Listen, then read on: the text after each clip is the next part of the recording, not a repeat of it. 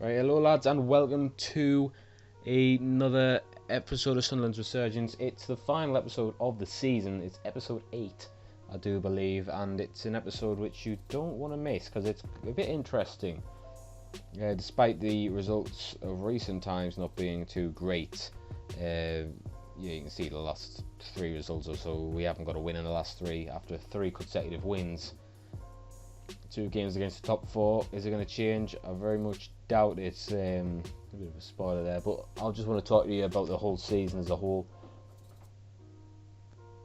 and how it's going to change.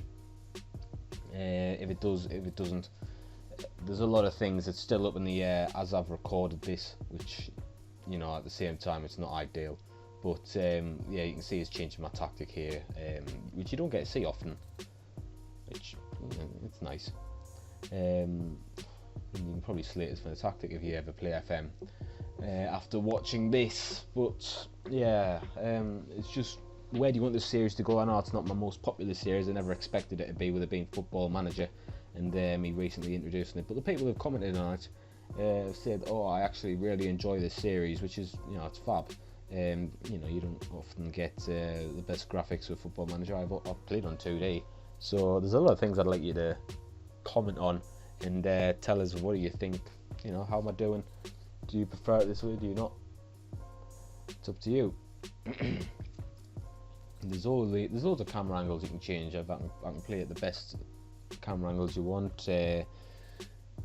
You can leave all your suggestions. I'm going to leave a series of polls in the top right hand corner, you know, if I remember to. They'll not really be when I say there are, but you know, they'll just be throughout the video, and you can select them while I'm just talking through these games. The first one being is Fulham. We're at Craven Cottage as you know, Fulham try to chase for those automatic spots.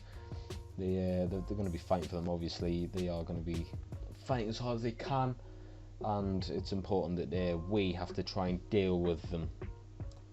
You do see as they're quickly changing players to mark and that, so you know, you do get to see a lot more in these post-com things where I'm speeding everything up, but probably should have sped the games up as well, but I'm only doing post-com because my mic bust, so you might see us circling a few things. That would be because I was talking about them live, and I'm going to see it, I had my mic in my ear, but I didn't plug it in, so yeah, it was a headset that I use, and it's you know, yeah, but ignore the formation. We've gone for a bit of a smiley face or something, I don't know, but you know, we're just trying to play a bit more direct, just trying to put pressure on their back line, and the smiley face was the best option we really had.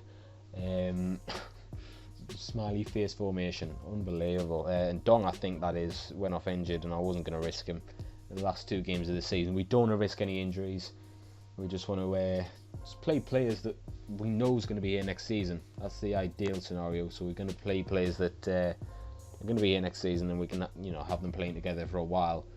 And hopefully, if we get a decent transfer budget and I keep my job, we can move into next season in a decent, positive note. You know, because at the moment you can see here we are conceding a few chances and we're not scoring any. We haven't scored in our last 3. As you saw by the last 2 results, we lost 1-0 to Reading, which was, it was an absolutely fantastic strike that beat us, don't get me wrong, but you know, we should have scored against Reading. They were in the relegation zone at the time, as were Burton. We didn't score against them. We didn't score against Fulham either, so it's not an ideal scenario, and they ended up having the better of the chances as well. So, you know, they were 4th though. They're not like a relegation scrapping team.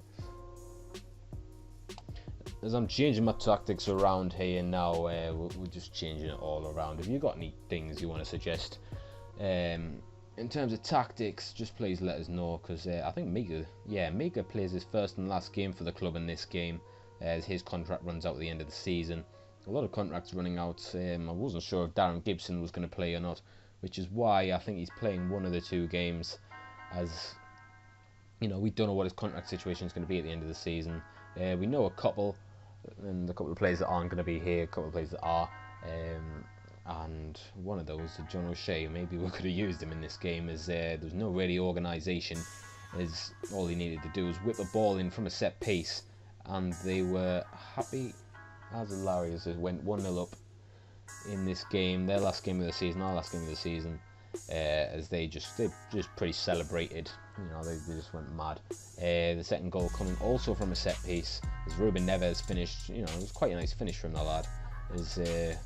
Yeah, they pretty much doing to us what we did to Middlesbrough in the Ipswich Town career mode, if you haven't watched that.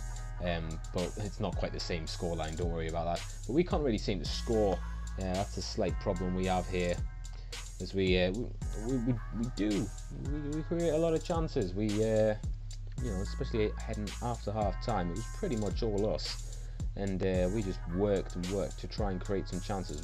We couldn't really do that, and here's me creating my tactic, completely changing it, and pretty much only changing one thing in the end after changing so many things back to normal.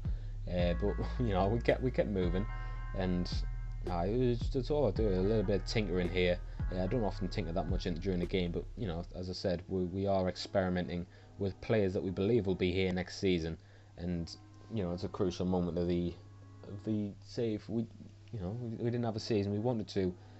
I took over in the position we were after they sacked Simon Grayson, and you know, it took a while to get the ship turning again, but there have been glimpses of form where it's slightly encouraging, a bit more encouraging than James Vaughan's reoccurring injury there, as that game finished, and you can see there the players doing a lap of honour for a, what's that, bloody 18th place finish or something. Swansea, Stoke and Huddersfield join us in the Championship next season, as well as Blackpool, MK Dons and Blackburn, of course. As you know, fair effort from Blackpool, the 2 promotions on the bounce, and unfortunately Bristol Rovers, one of my first career modes, they've gone down from League One, which is a bit of a shame. But we have a conversation here with Ellis Short about contracts, and I can't remember exactly. I'm watching on a screen here where all the text is a bit mumbled, but I'm pretty sure he tells me that you know, you're doing well enough to warrant a new contract early. Well, you know, a contract runs out in the 30th of June, so you either want us or you don't. Indecisiveness from the Sunderland board, who would have thought it, you know what I mean? John O'Shea retired.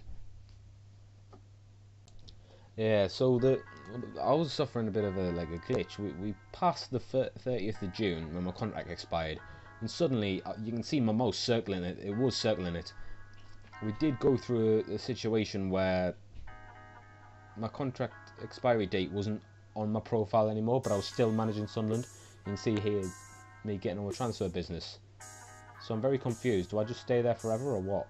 Like, I'm very confused in the length of my contract. So if my contract does suddenly end, I need to know, you know, would you take as it's would you like this series to continue beyond Sunderland if I do get sacked eventually?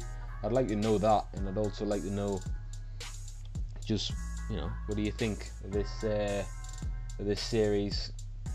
What do you just things you'd like to change? You know, it's my first FM series. I'd like to know, like, constructive criticism on what you'd like to see me change for the second season, and that's pretty much it. So thank you all for watching. If you have enjoyed, please leave a like. Sorry this was post-com again, it's my fault, but I just needed to get a video out to you. This will probably be late because I'm having loads of problems with Sony Vegas crashing, but so thank you all for watching once again. I'll see you later, lads, in the Championship.